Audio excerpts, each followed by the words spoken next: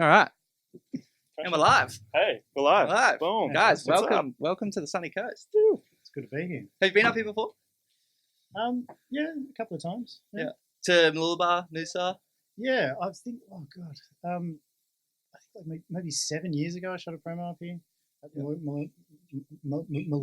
Yeah, Mooloolaba. Say that again. Yeah. Mooloolaba. Whatever. Yeah. It's a fantastic beach. Anyway, yeah, I've shot up here a couple of times. It's great. It's fantastic. Yeah, awesome. So I think we'll start with a bit of an introduction.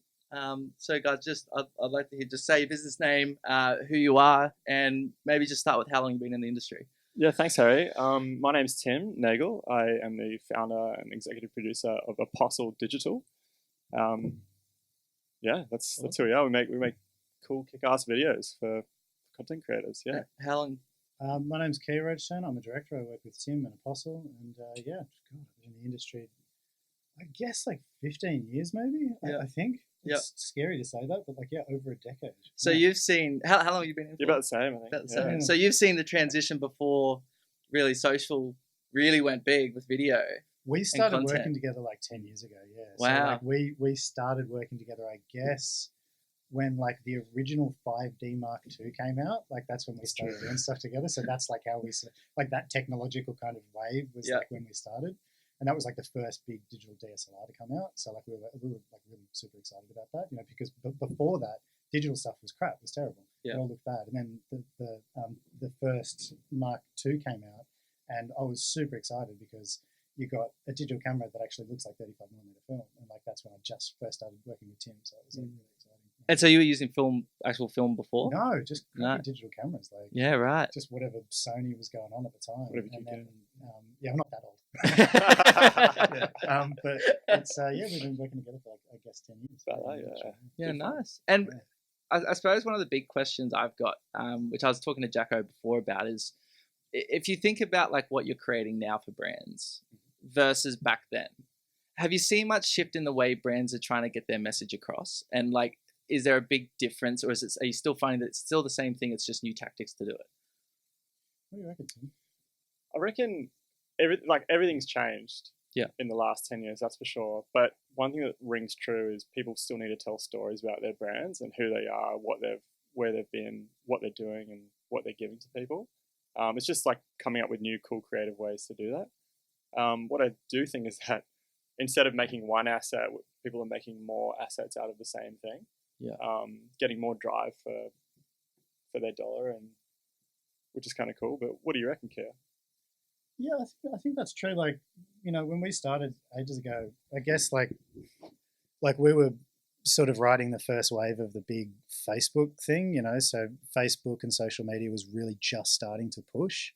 And I think what I've found is that has become more of a science. You know, you're pretty much doing the same thing that you were doing 10 years ago, but now people are really understanding, like, down to the math of what it is, you know. But as Tim's saying, like, at the end of the day, like, content is king. Sure. And it's about good content, and it's about connecting with people emotionally, and you can do all the math you want. But at the end of the day, like, if you're not, like, connecting with somebody, like, on a dynamic level that goes, like into their brain via their heart, then it's just not going to work. Like, you still got that stuff that worked 100 years ago in terms of art. So I think a lot of emphasis nowadays is, I think, maybe too much on the math and not enough on the balance of, hey, we've still got to create something amazing and something interesting and something that people can emotionally connect to. So in a way, like, I think technology has changed things hugely, but also at the same time, it's kind of the same thing, you know? Yeah. But one thing that is cool, I reckon, to your point, Harry, is bringing in that science on the back end of the heart. Seeing, like, when you do, you know, specific features or put specific benefits out for a product or a service or whatever, you might see some epic change and some epic results based off of the back of that. But yeah, I guess adding in the heart as well.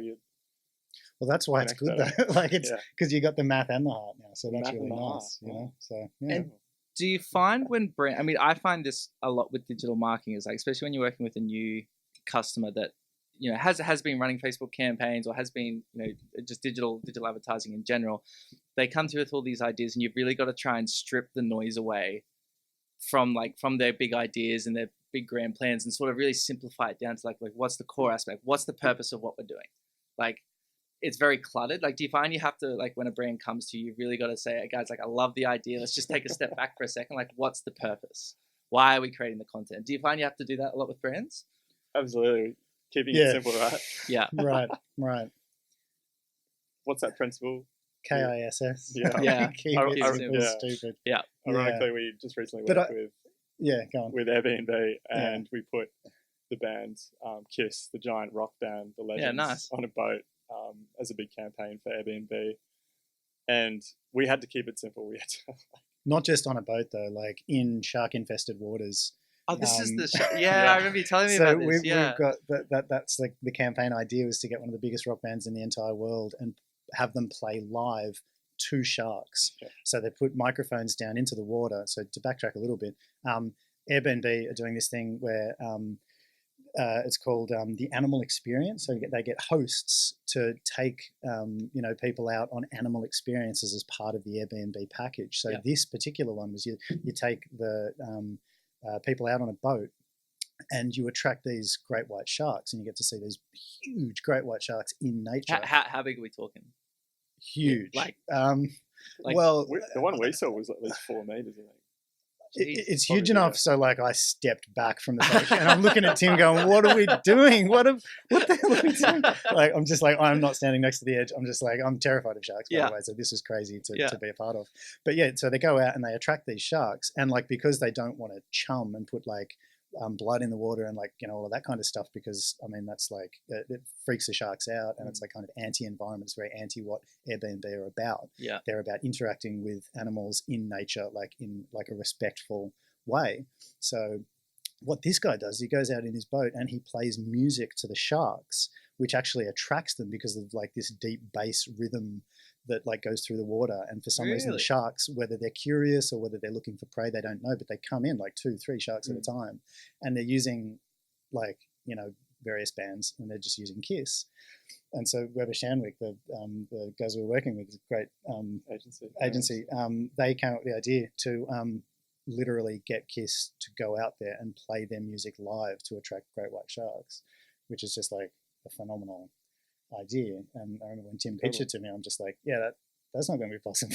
Tim's like, well, let's see what happens, and there we were. And maybe tell them a little bit about how you actually pulled it off, man, because I still can't work it out. I still can't to this day, but we put off something epic, something amazing, the first time in the world it's ever happened. And we were able to tell that story of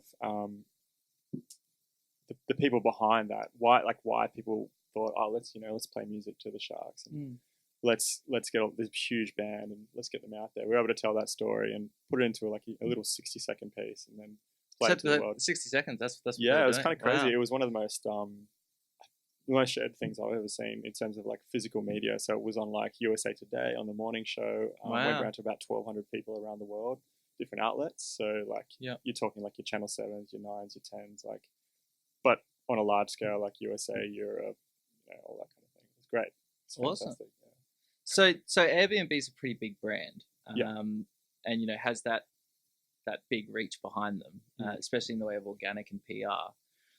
I suppose like coming into recently with the work we've been doing together into that really heavy social piece and using things like Create to Convert, TVC. How are you finding? Are you finding it difficult to align with brands on like just that whole? And I want to bring it back to that whole keep it simple. Are you finding it hard to align to brands that like you can keep it simple but still create pretty big impact? Like, is that something you guys do as an agency where brands can sit down with you and you can sort of navigate through that chaos and come out the other side with a pretty impactful couple of pieces of content? Absolutely.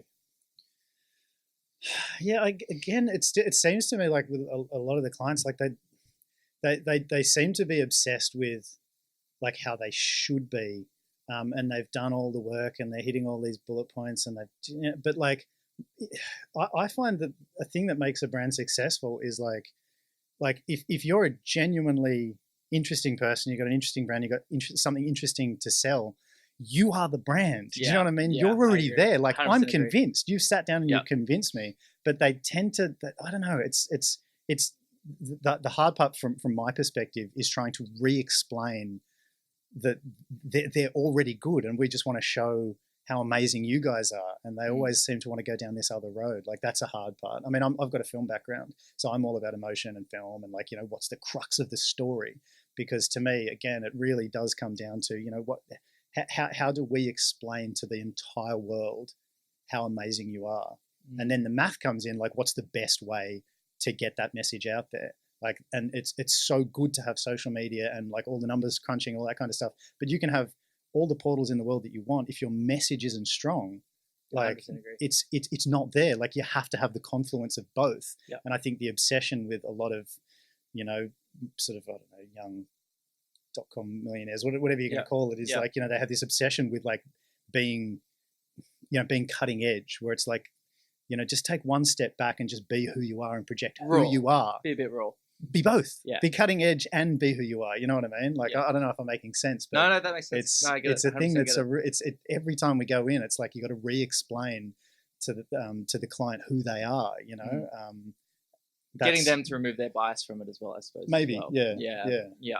So if you think about like the brands out there now that maybe struggle to understand the whole content piece, maybe been playing like a lot of the static background or just creating videos because everyone's saying create videos, what would be maybe like your top 3 suggestions for brands to think about before coming into a meeting in that planning stage to really think about in the way of, and we'll probably use more of a brand piece here instead of like a direct response piece, like going for sale. Like if you're really trying to tell your story, what would be like 3 points that you would recommend for brands to start thinking about?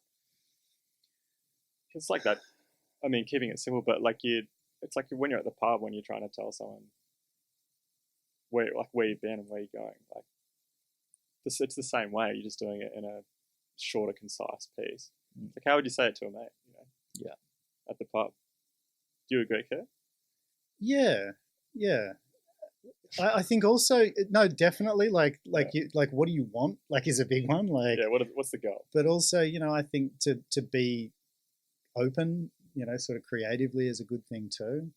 I don't know, that's a hard one. Yeah. The 3 things that a brand needs to think about before they go into video content. What's the goal is always usually what's the end result, and I always say let's just work back from there. So we're backwards. Yeah, if you know where you're going, you can. What are the steps you need to take to get there? Yeah, and we can kind of navigate and figure out what that is in terms of a story or a brand piece. That's for sure. Yeah. Whether that's visually or whether that's, you know, telling it in 60 seconds or 15 even. Everything has a start, middle, and an end. If we can work out what the end bit is and we can work back from there, then that's kind of perfect. That's kind of the vibe of how we do most of the stuff we do. Yeah. And who's some of the, I suppose, your favorite brands that you've worked with out there? I've worked with everyone from like, does work for Tesla, for Gucci, for Airbnb, obviously. Just some recently, we've been working with some cool brands like Happy Skin Co for one, which has been really fun. Yeah. Got a great product out there. They've got a great self-love and caring factor for their customer and the people that they supply a product to. What else have we been doing? We've been doing some stuff for lots of brands that are willing to try something new and fresh. They want to get out of their old kind of ways of doing things and think differently. Yeah, that's kind of they're kind of the favorites. Started working with Suburbs, they're great to work with, you know. And that's the other thing is that one of the great things about them is that they're very open, you know. And that's another thing is you've really got to be open to a collaborative thing. I find a lot of clients are quite closed-minded. They come in on the back step, which is why the best clients I find are the ones that you're working with on the 3rd, 4th campaign, because then you've earned a trust. Yeah. And that's when things can really happen, because you can get into a real dialogue, you know, because at the end of the day, like all we're doing is like selling you. We're not going to come in and try and change everything necessarily. You know, if it's working, it's working. And like the idea is to get across, you know, like the core of a brand, you know, the emotion of the brand and the story of the brand. And get those results. What's been your what's your most favorite piece of content you've shot to date? Going back all the years, don't think just modern. What's your favorite piece of content that you've shot that you think's provided some pretty big impact? The fun ones are when you get a brand who they're established and they've done the work and they're doing well and they can have time to play. When you come up with an idea that it's like, let's just do something cool, you know. that's fun. I remember years ago, me and Tim used to work for a company called Aussie Bum, which was quite fun. Yeah, I know Aussie Bum. Yeah. Swimwear and underwear and all that kind of stuff. And we did a bunch of work with them. And there was a point where we, the owner just went, "Hey, let's just go over to LA and just shoot a crazy LA commercial where it's just like insane, and we'll just get heaps. We'd get all the equipment and all the smoke machines, and we'll make it look like Mad Max for no real reason. And awesome. You get over there and you just and it probably was one of the most fun commercials I shot. Because he just goes, you know what, let's do. Don't think about budget. Let's just go out and make something really cool, just for cool's sake. And we did all the research, and we made sure that it was the right product, and we made sure that we were hitting the points that we needed to hit, and it sold well. It was successful, but it was just it was a real artistic collaboration where you think let's just do something fun. How big was the team that was shooting? Was it just the two of you? No, it was more than that. It was probably about 15 all up. Wow. On production. On production. From memory, I mean, that was about 2 or 3 days shoot. We were there for about 7 days, like in pre-pro, through production. Yeah.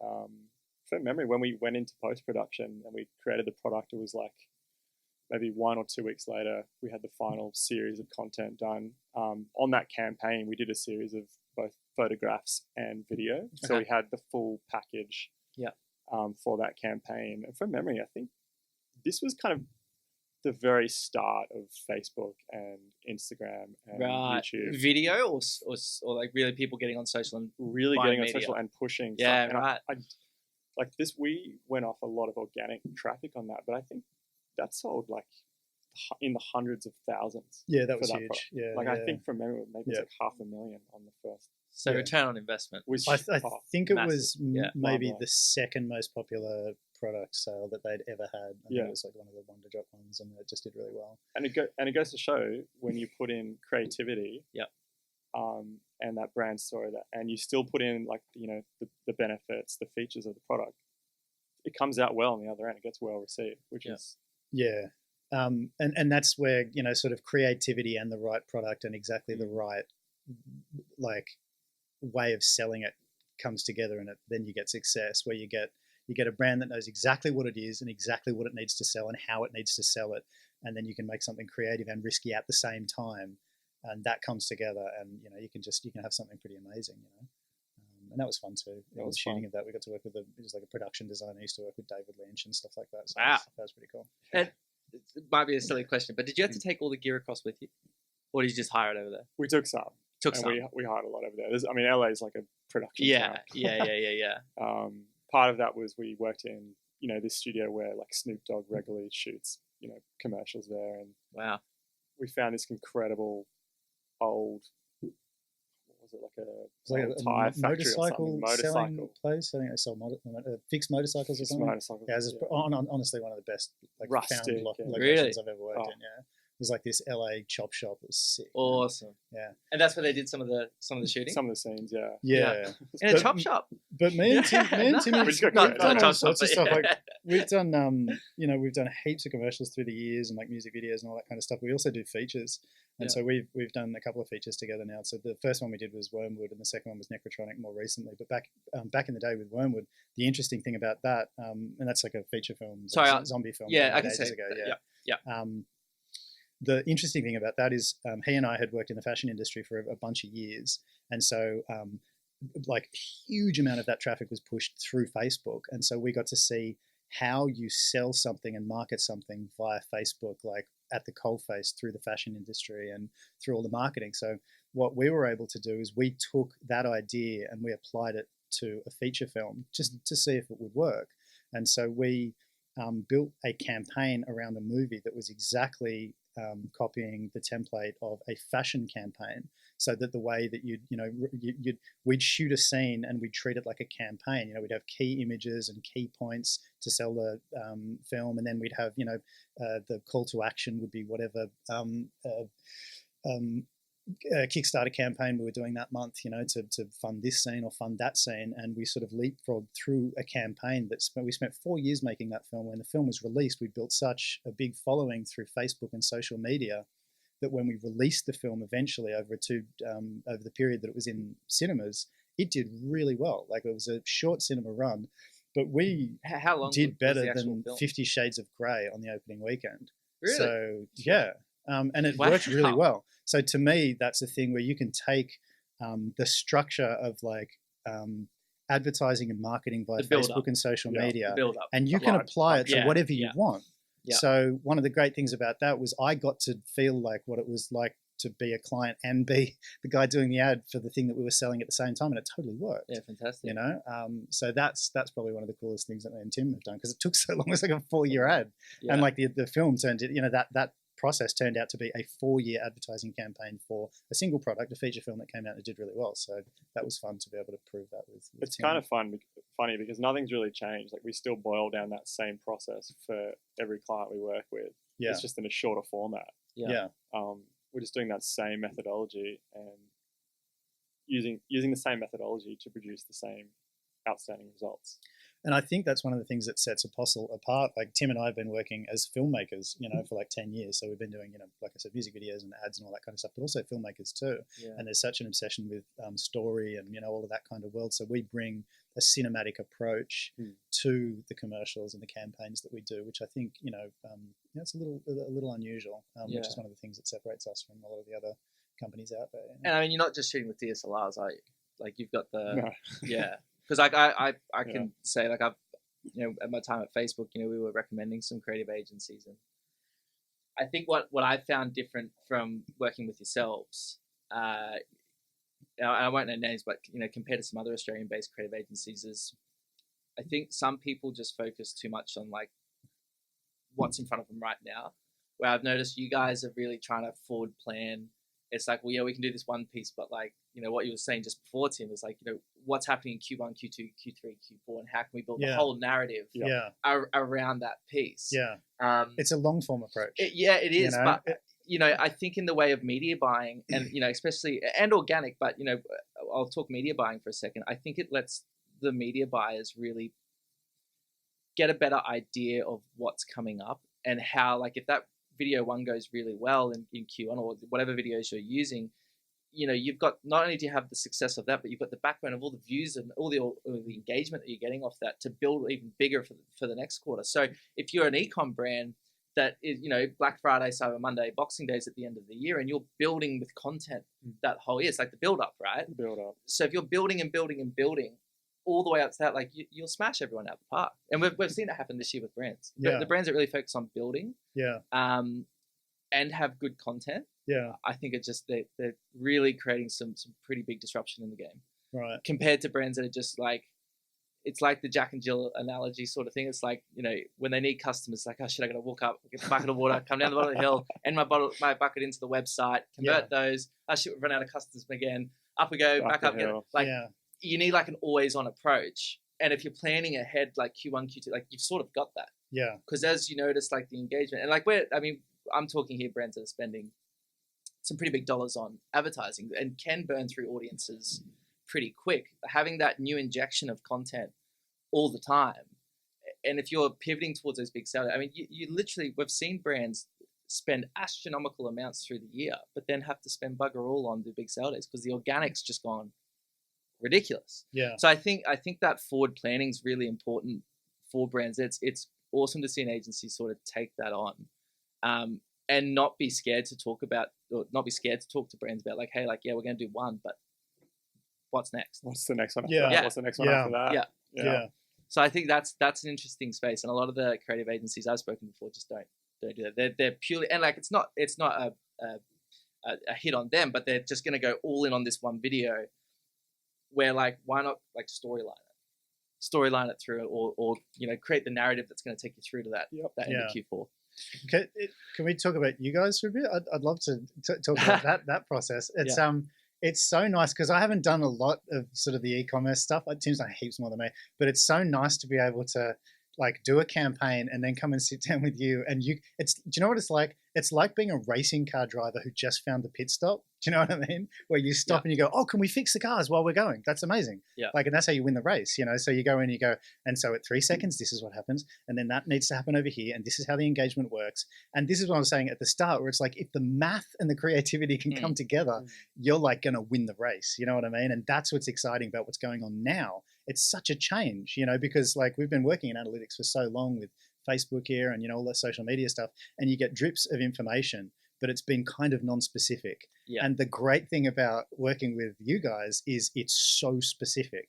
You know what I mean? And it's so nice to have like, you got your engine, we're race car drivers, man. We're pretty good at that. But it's so nice to have that engine fine-tuned, and it's exciting. So over the next couple of years, it's amazing how much we're going to be able to learn. And I'm really looking forward to that. And I think that's like it's been a big game changer for us, just being able to dive into the data so much. I think like having an analytical brain behind an agency is also really important. Not just creating ads just for the sake of it. It's like, well, what's the real goal here? But one thing I've said to a lot of brands when we talk about that content piece is like, until that bit of content goes out, it's 100% an assumption of if it's going to work or not, right? Yeah. But the good thing with social media is after the first day, you've got data coming back. Yeah. And then it's like, I mean, it's a calculated assumption before you go out. You're like, okay, like, we've got the cards in our hand to say, like, we kind of know the direction we want to go in. And that's where I think you guys are doing the good work, is you're sort of taking that idea from the brands and going, well, let's put our knowledge into it and back it up there and scope it towards the way we want to go. So it's a very calculated assumption when you go out and when you're doing the pre-production and the film and everything. But then the minute that campaign's live, I mean, it's a couple of clicks and you've got everything there in front of you to come back and go, guys, like, it's like the TVC deck, the Pocket TVC deck. It's like, traditionally brands are creating. Sorry, put that on silent. That's just rude. That's just rude. A lot of that main messaging was towards the back of the video because brands that were on TV, you're sort of forced to watch through TV commercials. Yeah. Where it's like now, like, bring all that messaging to the start. But like, even if you've got a 12-second video or a 7-second video, if you're laying out your USPs, like unique selling points throughout the video, but then you're noticing 25% of that video is the main part of the video that's getting watched and they're just dropping off, but all your main messaging's at the back. Yeah.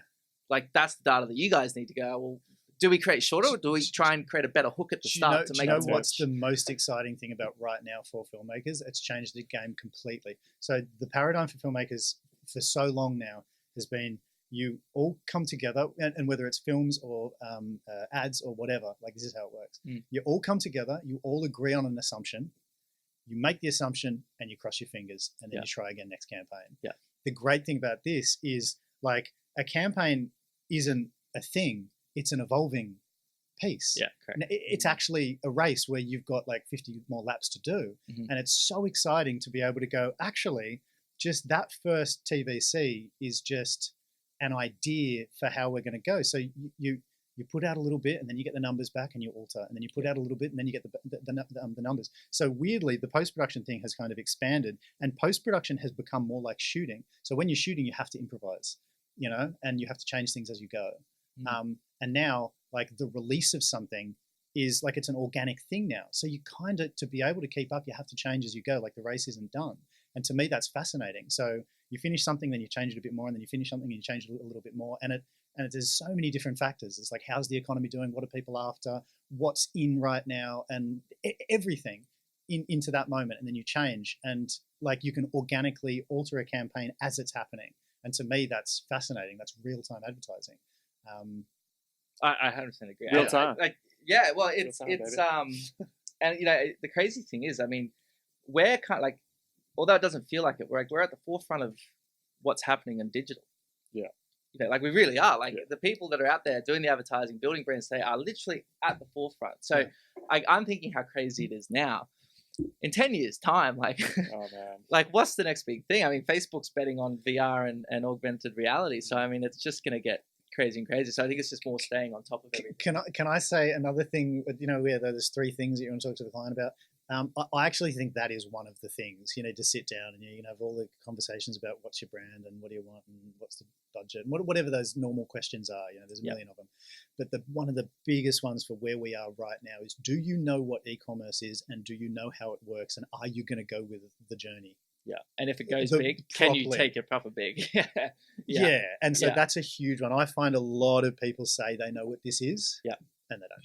And like that's one of the biggest things. It's really hard to explain how this works properly, because there's so many amazing brands, and they say they get it, and they just don't. And you sort of get halfway through a campaign, you're like, oh, we were close to being 5 times this. Yeah, and you didn't commit, because, and I think the problem is they don't know how it works. They say they don't understand it. So I think to be able to explain the way this e-commerce stuff works now, succinctly, in a single 2 or 3 sentences, I think is a really important. To go back to your AR point, I know you can't see this on video, but on audio. If you send that to me, I can actually post that up on. I will for sure. Oh well, that's awesome. Maybe you can see it. I don't know. Right, so that's Tim now, business guy, and It's all right. I'll send it over to you. And, send that over to me, and I'll chuck it in a window. Now that's that's awesome. Talk about the forefront of digital. But yeah, I mean that's what we're kind of headed towards now. We're trying to think more long term. We're offering up long term, like Q1 through Q4 roadmaps. Yeah, because we think if you can commit to a year, you're going to get better results than just committing to one-off projects. Wait, brand building. 100% brand building. We essentially built this company to partner with businesses. We don't want here for the short term, for small fleets. We want to go for the long term. So that's our heart. That's where we're at. But mate, the vision is bright. And I suppose for people out there that want to get in touch or want to learn more about Apostle Digital and just the awesome work you're doing, I mean, how do people get in contact with you? Call Tim. Tim's the man. Call me. Give your mobile phone number, Tim. Yeah, it's 04. So you can go to the website.